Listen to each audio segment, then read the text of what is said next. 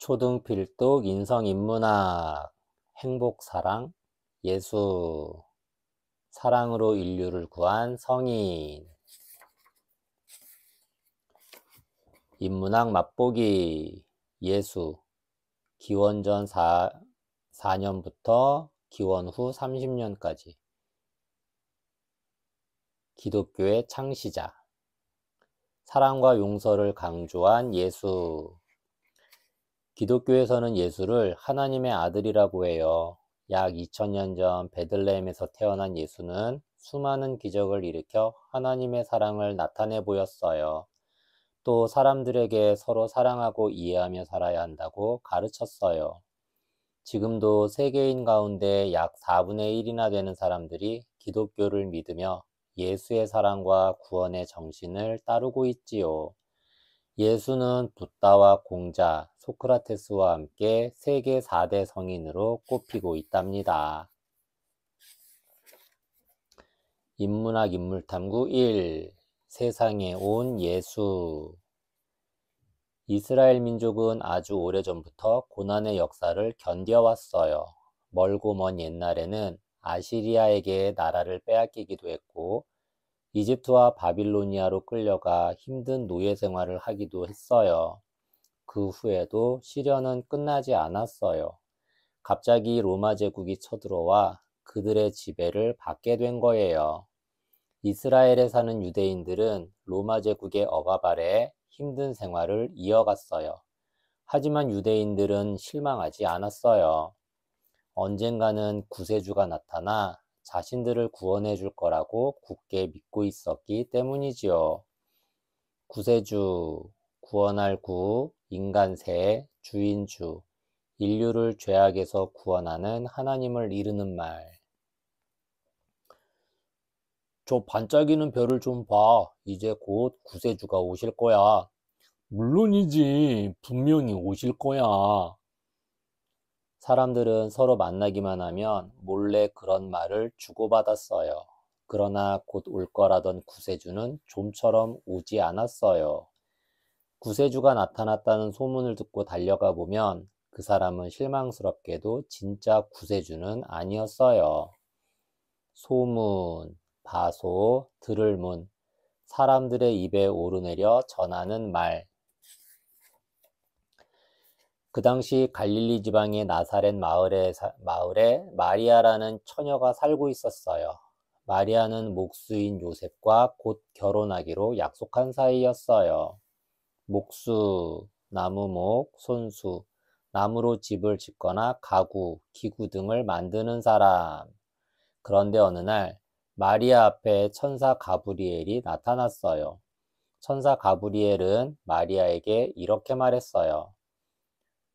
하나님께서 당신에게 축복을 내리셨습니다.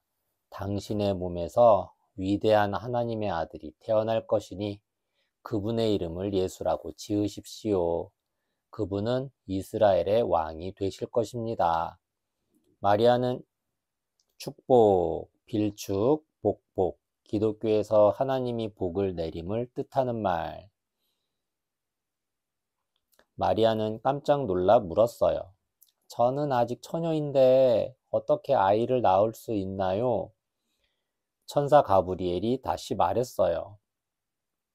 하나님의 영인 성령이 잉태를 도울 것이니 걱정하지 마십시오. 요셉은 마리아에게 그 말을 전해 듣고 크게 놀랐어요. 요셉은 고민에 빠졌어요. 마리아를 몹시 사랑했기 때문에 요셉은 눈물이 날 지경이었어요. 마리아를 위해서 결혼을 하지 말아야 하나? 그렇게 결혼, 맺을 결, 혼인할 혼, 남자와 여자가 정식으로 부부관계를 맺음. 그렇게 고민을 하고 있는데 그날 밤 요셉의 꿈에 천사가 나타났어요. 천사, 하늘천, 불일사, 신과 인간 사이에서 신의 뜻을 전하는 존재.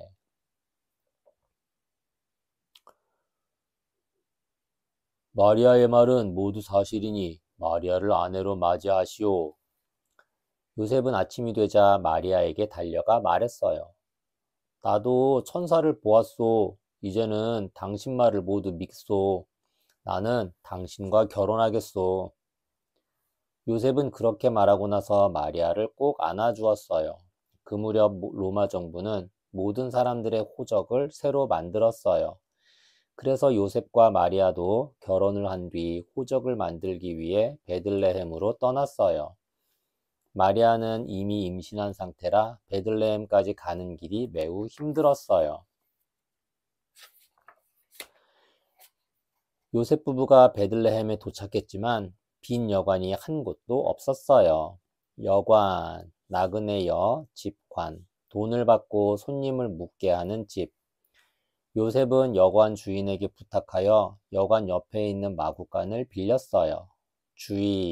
주인주, 사람인, 어떤 건물이나 물건을 가지고 있는 사람. 요셉은 걱정이 태산 같았어요. 마리아가 만삭이라 언제 아기를 낳을지 알 수 없었어요. 요셉은 마구간 바닥에 지푸라기를 깔고 그 위에 아내를 눕혔어요. 오, 아기가 곧 나올 것 같아요. 마리아는 바닥에 눕자마자 진통이 온다며 괴로워했어요. 마침내 마리아는 한밤중에 어여쁜 아들을 낳았어요. 천사 가브리엘이 말한 그 아기가 태어난 거예요. 요셉은 아기를 안아 따뜻한 천으로 감싼 뒤 말 먹이를 담는 그릇인 말구유에 가만히 내려놓았어요. 그런데 그날 밤 이상한 일이 벌어졌어요. 하늘에서 환한 불빛과 함께 천사가 나타났어요. 또 하늘에 황홀한 빛이 가득하고 마치 지진이 난 것처럼 땅이 크게 흔들렸어요. 하늘이 황홀한 빛으로 가득하고 천사까지 나타나자 베들레헴 근처에서 양을 키우는 목자들은 눈을 동그랗게 뜨고 그 광경을 지켜보았어요. 목자, 칠목, 사람자, 목축업을 하는 사람, 특히 양을 치는 사람, 광경, 빛광, 볕경, 벌어진 일의 형편과 모양을 가리키는 말. 그러자 천사가 그들에게 말했어요.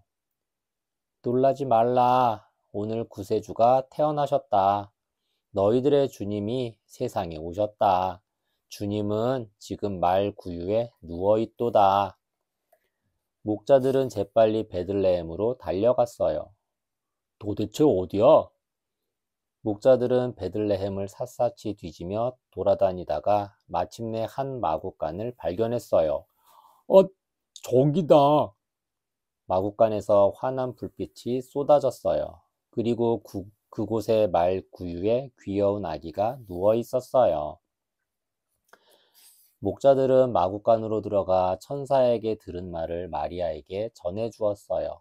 마리아는 그 말을 듣고 가만히 고개를 끄덕이며 미소를 지었어요. 그 무렵 동쪽에 있는 나라에서 박사 세 사람이 별을 연구하다가 이상하게 큰 별이 나타난 것을 발견했어요. 저것은 훌륭한 왕이 나신 것을 상징하는 별이다. 세 명의 동방 박사는 낙타에 예물을 싣고 큰 별이 나타난 유대 땅으로 건너갔어요. 예물, 예도리에 물건물, 고마움이나 예의를 갖추기 위해 보내는 물건. 이들은 먼저 유대의 왕인 헤롯에게 찾아가 물었어요. 왕이시여, 우리는 별을 보고 유대의 왕이 태어났음을 알았습니다. 그분께 경배를 드리고 싶은데 혹시 알고 계십니까? 경배, 공경경, 절배, 존경하여 공손히 절함. 헤롯 왕은 유대의 왕이 태어났다는 말에 화가 치밀었어요. 자신이 유대의 왕인데 새로 유대의 왕이 태어났다니 갑자기 불안해진 거예요. 하지만 헤롯 왕은 화를 꾹 참고 이렇게 물었어요. 유대의 왕이 언제 어디서 태어났다는 말이오? 베들레헴입니다. 호, 그렇다면 그 아기를 보거든 내게도 알려주시오. 나도 찾아가서 경배를 드리고 싶소. 왕궁을 나온 동방박사들은 바로 베들레헴으로 찾아갔어요. 마구간에서 아기 예수를 발견한 동방박사들은 예수 앞에 절을 하고 가져온 예물을 내놓았어요. 그것은 금과 유향과 모략이었어요. 유향은 향기를 내는 향료이고 모략은 값비싼 향수나 향료의 재료로 쓰는 거예요. 향료, 향기향, 헤아릴류, 향기를 내는데 쓰는 물질, 모두 그 당시 아주 귀한 물건이었어요. 그날 밤 동방 박사들의 꿈에 하나님이 나타났어요. 헤롯에게 돌아가지 말라. 예수를 보았다는 말을 하지 말라. 동방 박사들은 그 말대로 헤롯의 왕궁에 들르지 않고 곧장 자기 나라로 돌아갔어요. 그러자 헤롯은 잔뜩 화가 나서 군사들에게 명령했어요. 당장 베들레헴으로 가서 2살 아래 사내 아이들을 모두 죽여라. 하지만 군사들이 베들레헴에 도착하기 전에 천사가 요셉에게 그 사실을 먼저 알려주었어요. 아기를 데리고 어서 이집트로 떠나라. 요셉은 천사의 말대로 마리아와 급히 이집트로 피신해 아기 예수의 목숨을 구할 수 있었어요. 피신, 피할 피, 몸신, 위험을 피하여 몸을 숨김. 요셉 가족이 이집트에 피해 있는 동안 헤롯 왕이 죽었다는 소식이 전해졌어요. 그제야 요셉 가족은 이스라엘 땅으로 돌아올 수 있었어요. 어느덧 예수의 나이는 12살이 되었어요.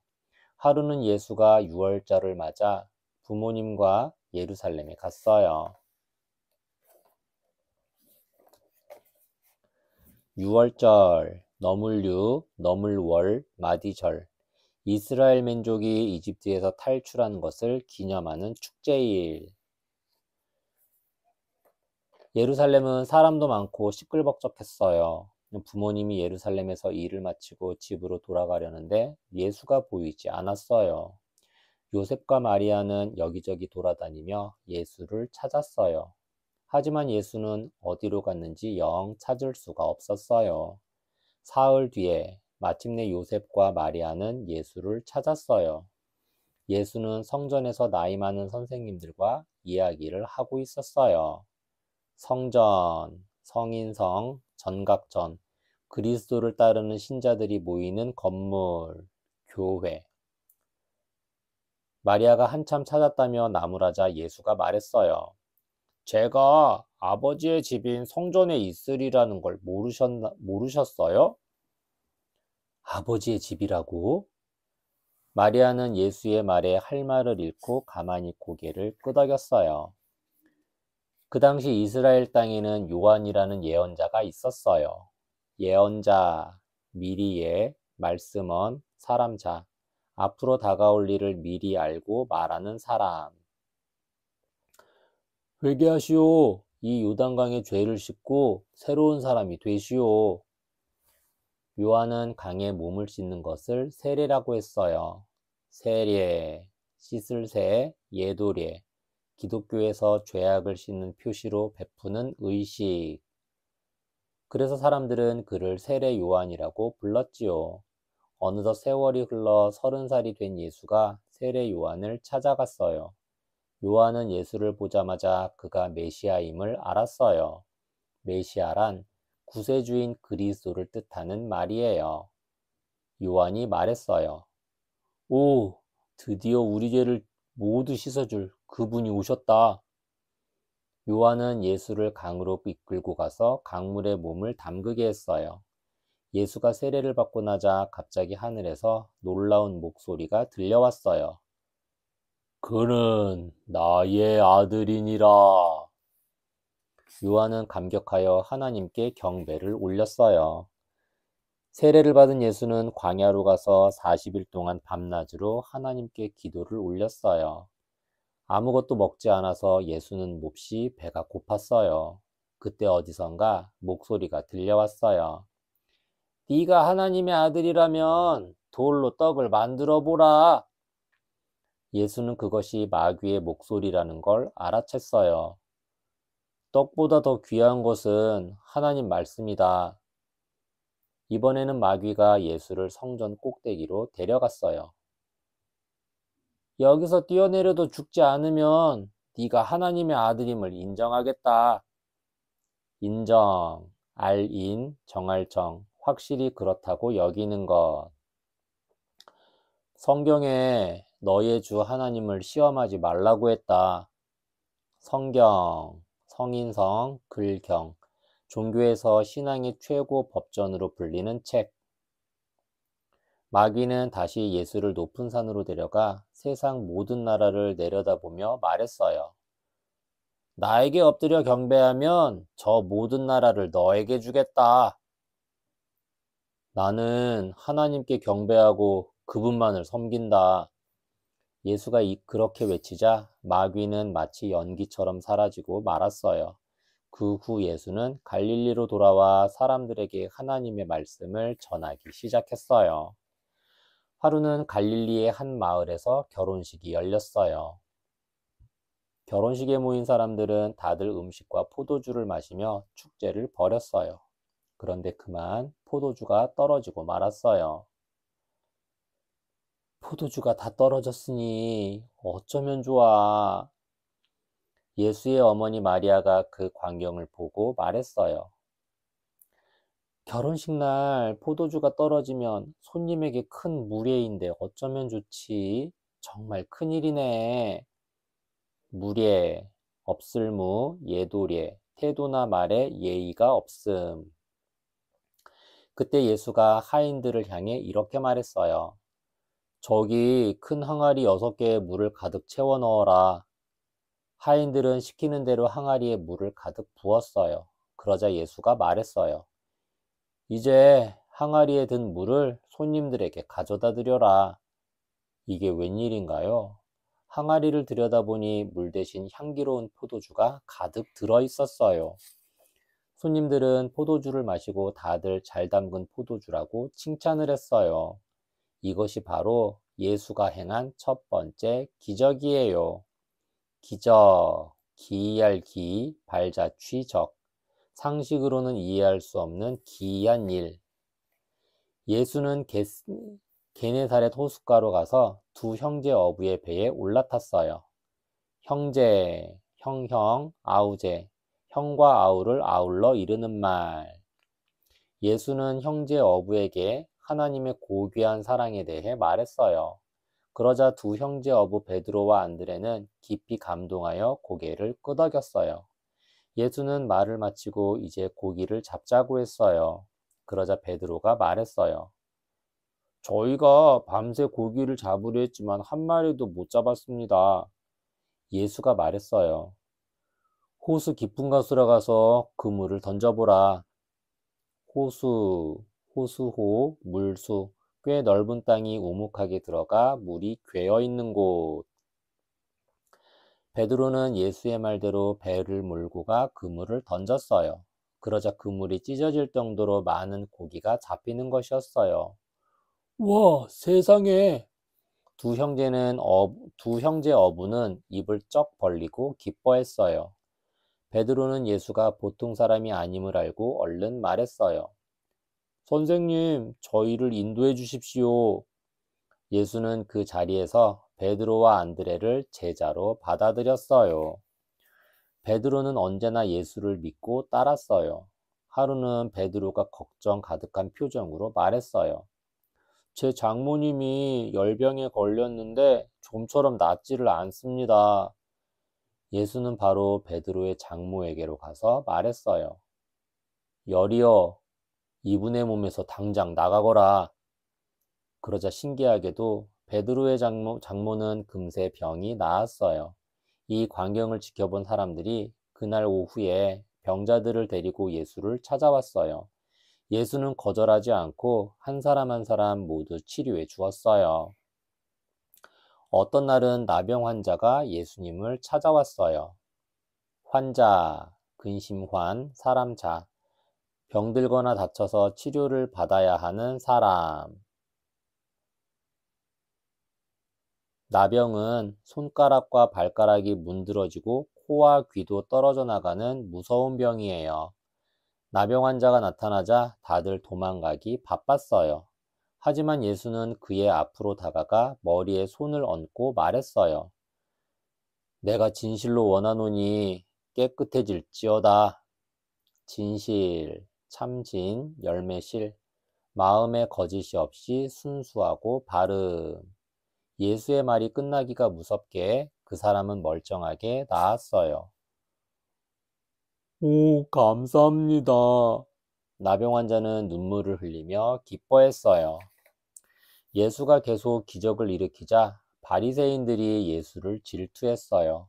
한때 바리새인들은 하나님을 믿고 따랐지만 자신들이 만든 율법이 너무 많아 문제가 되었어요. 율법, 법칙율, 법법, 종교에서 신의 이름으로 규정한 규범. 그들은 세상에서 자기들만 착하고 지혜롭다고 생각했어요. 그런데 예수가 나타나 기적을 행하고 사람들에게 존경을 받자 화가 난 거예요. 하루는 예수가 어떤 집에서 설교를 하고 있는데 바리새인들이 예수를 보러 왔어요. 설교, 말씀설, 가르칠 교, 종교의 교리를 설명하는 것. 마침 그때 한 무리의 사람들이 다리가 마비되어 걷지 못하는 예수를 예수 앞으로 데려왔어요. 이 사람은 저희의 친구입니다. 부디 고쳐주십시오. 예수는 친구들의 우정에 감동하여 그 환자에게 말했어요. 너의 죄는 이미 용서받았다. 일어나 걸어라. 그러자 환자가 자리에서 벌떡 일어나 뚜벅뚜벅 걸었어요. 사람들은 그 광경을 보고 환호성을 질렀어요. 하지만 바리새인들은 몹시 불쾌한 표정을 짓고 있었어요. 인문학 인물탐구 2. 네 이웃을 용서하고 사랑하라. 예수가 가는 곳마다 수많은 사람들이 몰려왔어요.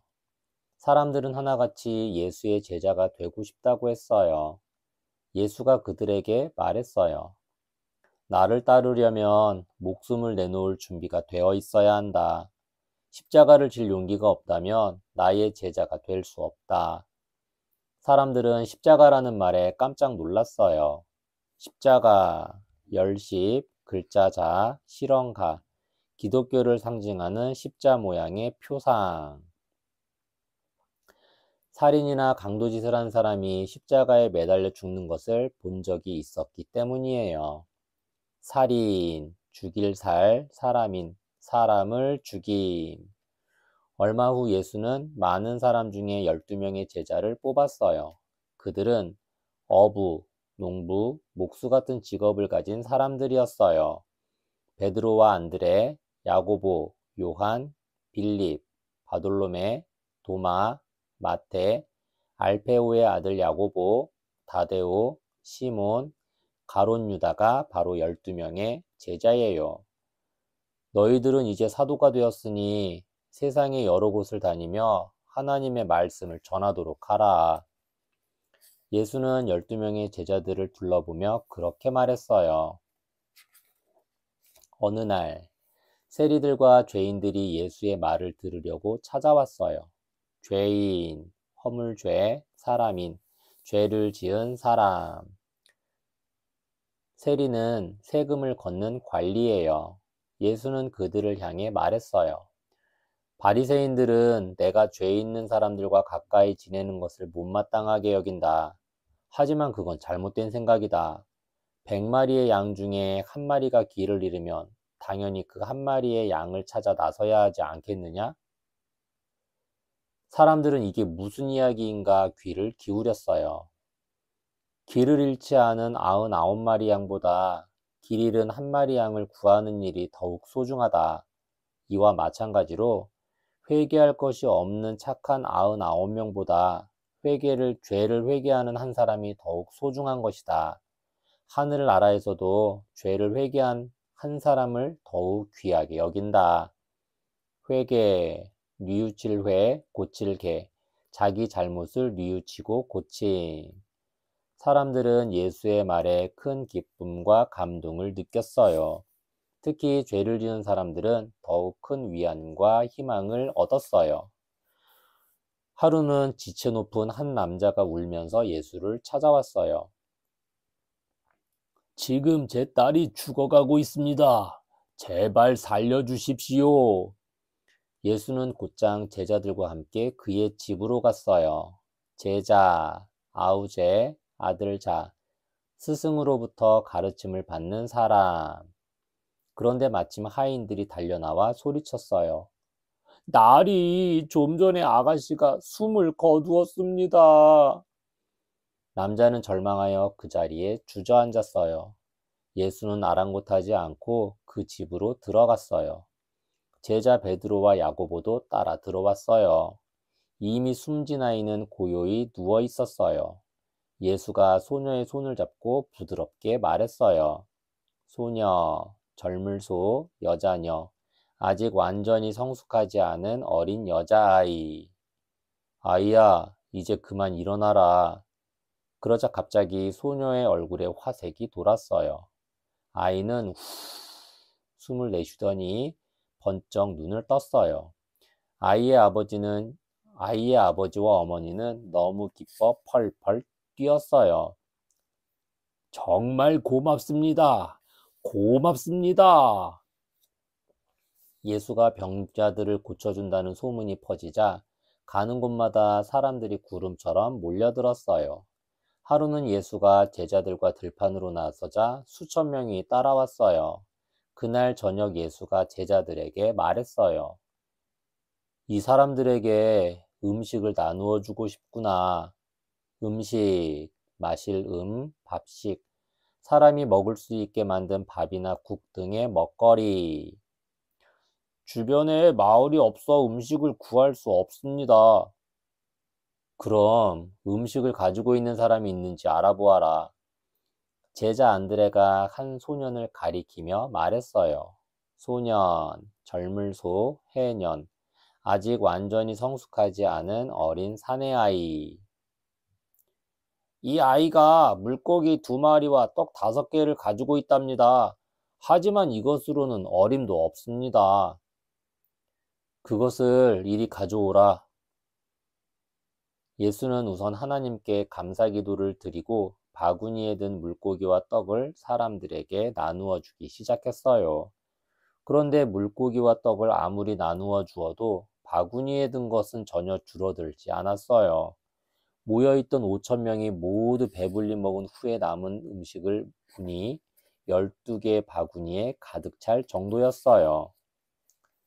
그날 밤 제자들은 배를 타고 호수를 가로질러 갔어요. 그런데 밤이 되자 거센 비바람이 몰아쳐 제자들이 탄 배가 호수 한가운데서 좀처럼 나아가지 못했어요. 그 광경을 지켜보던 예수가 호숫가로 가서 마치 땅 위를 걷듯 물 위를 사뿐사뿐 걸었어요. 제자들은 그 모습을 보고 깜짝 놀라 유령이다라고 소리쳤어요. 유령, 그윽한류, 신령령, 죽은 사람의 혼령이 생전의 모습으로 나타난 현상. 겁내지 말고 나를 보라. 제자들은 그제야 예수를 알아보고 한숨을 내쉬었어요. 그때 베드로가 예수에게 말했어요. 주여, 정말 주님이라면 저도 물 위를 걷게 해주소서. 예수가 베드로야, 이리 오너라 하고 말했어요. 베드로는 용기를 내어 물 위로 한 발 내디뎠으나 몇 발자국 걷다가 물에 풍덩 빠져버리고 말았어요. 용기, 날렐용, 기운기, 겁이 없고 씩씩한 기운. 그러자 예수가 베드로를 구해주고 나서 말했어요. 베드로야, 믿음이 부족하구나. 왜 의심을 하느냐? 베드로는 아무 말도 하지 못했어요. 예수와 베드로가 배에 오르자 비바람은 금세 잠잠해졌어요. 제자들이 들판에 둘러앉아 이야기를 나누고 있었어요. 하늘나라에서 누가 가장 위대한 사람일까? 예수님께서 천국을 다스리는 위대한 왕이 될 터이니 그분이 가장 위대할 거야. 천국, 하늘천, 나라국, 기독교에서 예수를 믿는 사람이 갈 수 있다고 말하는 행복한 곳. 제자들은 그런 대화를 하며 자신들도 하늘나라에서 가장 중요한 사람이 되었으면 좋겠다고 생각했어요.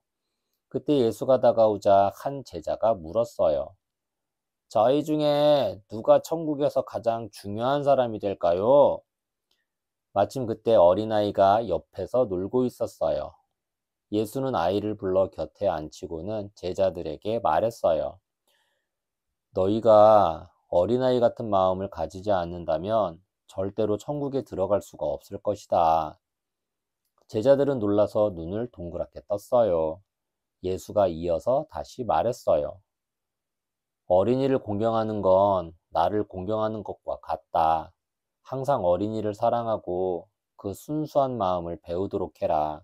그래야 천국에 들어갈 수 있을 것이다. 공경, 공손할 공, 공경경, 공손히 받들어 모심. 예수가 제자들과 이야기를 나누고 있는데 비싼 옷을 차려입은 부자가 다가와 물었어요. 부자, 부유할 부, 사람 자, 재산이 많아 살림이 넉넉한 사람. 천국에 가려면 어떤 착한 일을 해야 합니까? 예수가 그에게 말했어요. 십계명을 잘 지켜야 한다. 십계명, 열십, 경계할 계, 목숨명. 그러자 부자가 다시 물었어요. 저는 십계명을 잘 지키고 있습니다. 다른 건 없습니까? 예수가 다시 말했어요. 당신은 부자이니 가진 것을 가난한 사람들에게 모두 나누어 주어라. 그러면 천국에서 몇 배로 보답받을 것이다. 부자는 예수의 말에 당황했어요. 이윽고 부자는 찡그린 얼굴로 재빨리 그 자리를 떠났어요. 그러자 예수가 제자들에게 말했어요. 부자가 하늘나라에 들어가는 것은 낙타가 바늘구멍을 통과하는 것보다 더 어렵다. 제자들은 예수의 말에 가만히 고개를 끄덕였어요. 한 율법학자가 예수에게 물었어요. 죽은 후에도 계속 행복하게 살려면 어찌해야 합니까? 예수가 말했어요. 온 마음으로 하나님을 사랑하라. 그리고 이웃을 자기 몸처럼 사랑하라. 그러면 죽은 후에도 행복할 것이다. 율법학자가 다시 물었어요. 도대체 이웃이란 누구를 말하는 겁니까? 예수가 비유를 들어 이렇게 말했어요. 어떤 여행자가 산길에서 강도를 만났다. 강도는 여행자를 때리고 돈과 옷을 빼앗아 도망갔다. 여행자는 피를 흘리며 쓰러져 있었다. 마침 그때 성전의 제사장이 그 불쌍한 여행자 곁을 지나갔다. 하지만 제사장은 그 사람을 힐끗 보고는 그냥 가버렸다. 다음에는 교회당에서 일하는 율법학자가 그곳을 지나갔다. 그는 쓰러진 사람을 보더니 죽은 사람을 건드리는 건 율법에 어긋난다며 역시 그냥 가버렸다. 여행자, 나그네려, 단일행, 사람자, 이리저리 여행을 다니는 사람. 제사장, 제사제, 맡을 사, 어른장, 유대교 성전에서 의식을 맡아보는 사람. 예수가 계속 말을 이었어요. 세 번째로 사마리아인이 그 길을 지나갔다. 사마리아인은 여행자의 피와 상처를 닦아준 다음 헝겊으로 잘 싸맸다. 그러고는 그를 여관으로 데려가 여관 주인에게 이렇게 말했다. 이 사람을 잘 보살펴 주시오. 비용은 모두 내가 내겠소. 자, 이 이야기에 나온 세 사람 중에 누가 강도를 당한 사람의 진정한 이웃이겠느냐? 상처, 다칠 상, 고쳐, 몸을 다쳐서 부상을 입은 자리. 그거야 당연히 여행자를 도와준 사마리아인입니다. 그러자 예수가 미소를 지으며 말했어요. 미소, 자글미, 웃음소, 소리 없이 빙그레 웃는 웃음. 모두가 이웃이고 형제이니 모든 사람을 가엾게 생각하라. 가서 너도 그렇게 하라. 율법학자는 예수에게 공손히 머리를 숙이고 물러갔어요. 예수가 제자들과 거리로 나서자 사람들이 예수님이 오셨다고 소리쳤어요. 장님거지 바디메오도 예수를 만나고 싶어서 마구 소리를 질렀어요. 다윗의 자손이여, 예수님이여, 어디 계십니까? 자손, 아들자, 손자손, 자기 세대에서 여러 세대가 지난 뒤에 자녀를 통틀어 이르는 말. 사람들이 그에게 핀잔을 주었어요. 앞도 못 보는 거지놈아, 입 닥쳐. 그때 예수가 말했어요. 나를 부르는 자가 누구냐? 그를 이리 데려오너라. 제자들이 바디메오를 데려오자 예수가 그의 이름을 듣고 바로 이렇게 물었어요. 바디메오야, 내게 무엇을 원하느냐? 주여, 앞을 보게 해주십시오. 눈을 뜨게 해주십시오. 예수가 따뜻한 목소리로 말했어요. 너의 믿음이 눈을 뜨게 하리라. 바디메오야, 눈을 떠라. 순간 바디메오는 눈을 번쩍 떴어요. 와, 보인다, 보여. 앞이 보인다. 바디메오는 감격하여 엉엉 울음을 터뜨렸어요. 감격, 느낄 감, 격할 격. 마음에 깊이 느끼는 바가 있어 크게 감동함. 예수가 제자들과 어떤 마을을 지나다 보니 사람들이 마당에 모여 한 여자를 재판하고 있었어요. 그 여자는 결혼도 하기 전에 남자와 나쁜 짓을 한 죄인이었어요. 그때 바리새인들이 예수를 곤경에 빠뜨리려고 이렇게 물었어요. 곤경, 고날곤, 지경경, 어려운 형편이나 처지. 예수여, 이런 죄인은 돌로 치는 게 모세의 율법입니다. 그러나 돌로 치는 건 너무 잔인하고 그렇다고 용서하면 율법에 어긋납니다. 어떻게 해야 할까요? 용서, 얼굴용, 용서할 서, 잘못한 일에 대해 꾸짖거나 벌하지 않고 덮어줌. 예수가 그들을 바라보며 말했어요. 너희 중에 한 번도 죄를 짓지 않은 자가 있다면 이 여자를 돌로 쳐라. 예수의 말에 바리새인들과 구경꾼들은 깜짝 놀랐어요. 한 번도 죄를 짓지 않은 사람이 어디 있겠어요. 그들은 할 말이 없어 슬슬 꽁무니를 뺐어요. 이제 그 자리에는 예수와 여자밖에 남아있지 않았어요. 예수가 여자에게 다가가 조용히 말했어요. 여인이여, 가서 다시는 죄 짓지 말라. 여자는 눈물을 흘리며 고개를 숙였어요. 큰 도시 여리고에 삭개오라는 세리가 살고 있었어요. 삭개오는 로마를 위해 세금을 걷었는데 세금에 대해 잘 모르는 유대인들을 속여 많은 돈을 벌었어요. 삭개오는 침략자인 로마보다 더 나빠. 사람들은 같은 유대인이면서 유대인의 피를 빨아먹는 그를 증오했어요.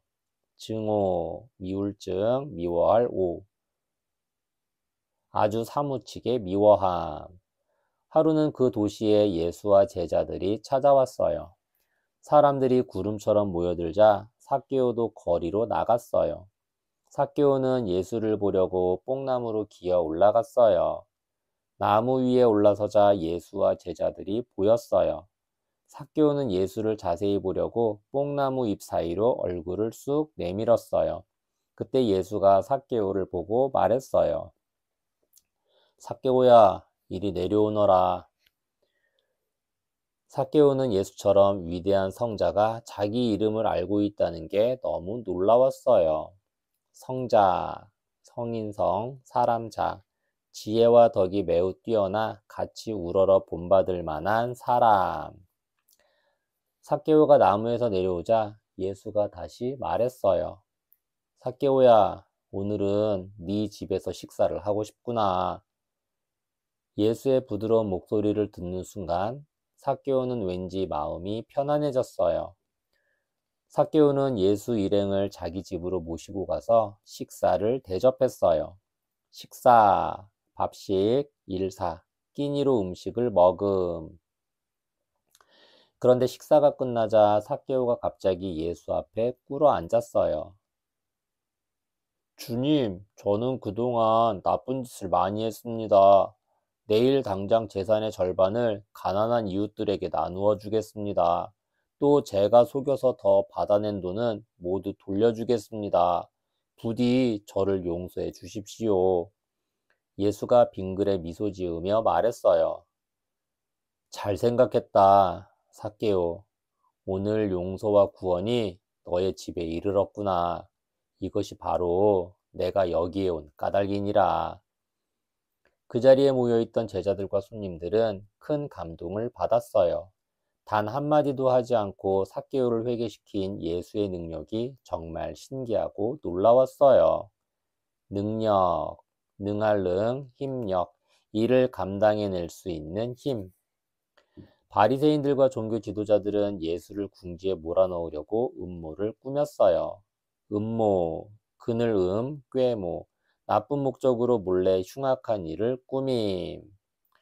어느 날 한 종교 지도자가 예수에게 물었어요. 우리가 로마 황제 카이사르에게 세금을 내는 게 옳은 일입니까? 옳지 않은 일입니까? 예수는 이 질문에 함정이 있다는 것을 금세 알았어요. 만일 세금을 내는 게 옳다고 하면 로마를 증오하는 유대인들은 예수를 따르지 않을 거예요. 반대로 세금을 내는 게 옳지 않다고 하면 로마의 탄압을 받을 거예요. 잠시 후 예수가 그에게 동전 하나만 달라고 했어요. 동전, 구리동, 돈전. 구리로 만든 돈, 실제로는 구리와 주석의 합금임. 그가 1데나리온짜리 동전을 건네주었어요. 예수가 동전을 보며 다시 말했어요. 이 동전에 누구의 얼굴이 새겨져 있느냐? 로마 황제 가이사르의 얼굴입니다. 그 순간 예수가 이렇게 말했어요. 앞으로 카이사르에게 속한 것은 카이사르에게, 하나님에게 속한 것은 하나님에게 바쳐라. 예수의 말에 그는 할 말을 잃고 말았어요. 종교 지도자들과 바리새인들은 다시 음모를 꾸몄어요. 깊은 밤에 예수를 체포하기로 계획을 세운 거예요. 계획, 셀계, 그을획, 앞으로 할 일의 절차나 방법을 미리 헤아려 작정함. 그들은 예수의 제자 중에 가롯 유다를 매수하기로 했어요. 은 30냥을 줄 테니 예수가 밤에 어디 있는지 알려다오. 가롯 유다는 돈에 눈이 멀어 알려주겠다고 했어요. 얼마 후 예수는 제자들을 모두 불러 다락방에서 함께 저녁 식사를 했어요. 그때 이미 예수는 자신에게 불길한 일이 생길 거라는 걸 알고 있었어요. 불길, 안일불, 길할 길, 운수 따위가 좋지 않음. 식사 후에 예수가 슬픈 표정을 지으며 말했어요. 오늘 너희 가운데 하나가 나를 팔 것이다. 제자들은 깜짝 놀라 외쳤어요. 저희는 절대 그런 짓은 하지 않을 것입니다. 그때 가룟 유다가 고개를 숙인 채 말했어요. 저를 두시고 하시는 말씀입니까? 예수가 고개를 끄덕이며 말했어요. 그렇다, 유다야. 너는 가서 네가 할 일을 그대로 하라. 그러자 유다는 자리에서 벌떡 일어나 나가버렸어요.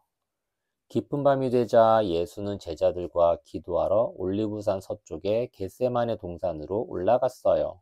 기도, 빌기, 빌도, 어떤 절대적 존재에게 뜻하는 바를 비는 것. 같은 시간에 유다는 병사들과 함께 겟세마네 동산 근처에 숨어 있었어요. 유다가 병사들에게 작은 소리로 말했어요. 내가 예수에게 다가가 입을 맞추며 인사하겠소. 내가 입을 맞춘 이가 예수이니 당신들이 체포하시오. 체포, 잡을 채, 잡을 포, 사람의 신체를 구속해 행동의 자유를 빼앗는 일. 그날 예수는 다른 때와 다르게 간절히 기도를 올렸어요. 아버지, 다른 방법이 없다면 아버지 뜻대로 하소서. 그때 유다가 예수 앞으로 다가왔어요. 유다는 평소에 하는 것처럼 예수에게 입을 맞추며 인사했어요. 유다야, 너는 입맞춤으로 나를 팔려는구나. 예수는 슬픈 눈으로 유다를 바라보았어요. 그때 칼과 창을 든 병사들이 우르르 달려나와 예수를 체포했어요. 병사들은 예수에게 가시관을 씌우고 자주색 옷을 입혔어요. 또 무거운 나무 십자가를 예수의 등에 짊어지게 했어요. 예수는 십자가를 짊어진 채 비틀거리며 걸었어요. 골고다 언덕에서 병사들은 예수를 십자가에 못 박았어요. 못질을 할 때마다 예수의 비명이 메아리 쳤어요. 예수의 양 옆에도 도둑 2명이 십자가에 못 박혀 있었어요. 그들 중 한 사람이 예수에게 말했어요. 주님, 하늘나라에 가시면 저를 기억해 주소서. 예수는 고개를 돌려 그 사람을 보았어요. 오늘 너는 나와 함께 낙원에 있을 것이다.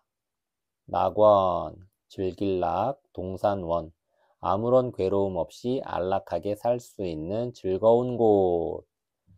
예수는 다시 고개를 돌려 십자가 아래서 울고 있는 어머니 마리아와 제자 요한을 바라보았어요. 한참 동안 십자가에 매달려 있던 예수는 마침내 거친 숨을 몰아쉬며 마지막 말을 남겼어요. 모든 일이 다 이루어졌도다. 예수가 숨을 거두자 갑자기 폭풍이 몰아치면서 지진이 일어나 땅이 마구 흔들렸어요. 지진, 땅지, 우레진, 땅속의 움직임으로 땅이 흔들리는 일. 어머니 마리아와 막달라 마리아, 그리고 예수를 따르는 이들이 예수의 장사를 지냈어요. 막달라 마리아는 마귀에게 시달리다가 예수의 도움으로 구원을 받은 여자였어요. 구원할 구, 도울 원, 어려움이나 위험에 빠진 사람을 구해줌.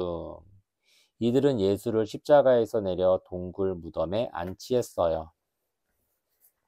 그러고는 둥글넓적한 돌로 입구를 막았어요. 입구, 들립, 입구, 들어가는 통로. 막달라 마리아는 장사를 지내고 나서 3일 후에 다시 무덤으로 갔어요. 그런데 무덤 입구가 활짝 열려 있었어요. 막달라 마리아가 놀라 들어가 보니 2명의 천사와 예수가 서 있었어요. 오, 예수님! 막달라 마리아가 예수의 발을 꼭 끌어안았어요. 그러자 예수가 막달라 마리아에게 말했어요. 마리아야, 제자들에게 나를 보았다고 전하여라. 나는 하늘에 계신 내 아버지께 가는 길이다. 막달라 마리아는 제자들에게 가서 자기가 본 것을 그대로 전했어요. 그 뒤에도 예수는 몇 번이나 제자들 앞에 모습을 나타냈어요. 베드로와 야고보, 요한, 도마가 호수에서 고기를 잡고 있는데 갑자기 예수가 나타났어요. 예수가 베드로에게 말했어요. 베드로야, 앞으로 네가 내 양들을 먹여라. 예수는 같은 말을 3번이나 반복했어요. 베드로는 예수의 말에 담긴 뜻을 알아챘어요.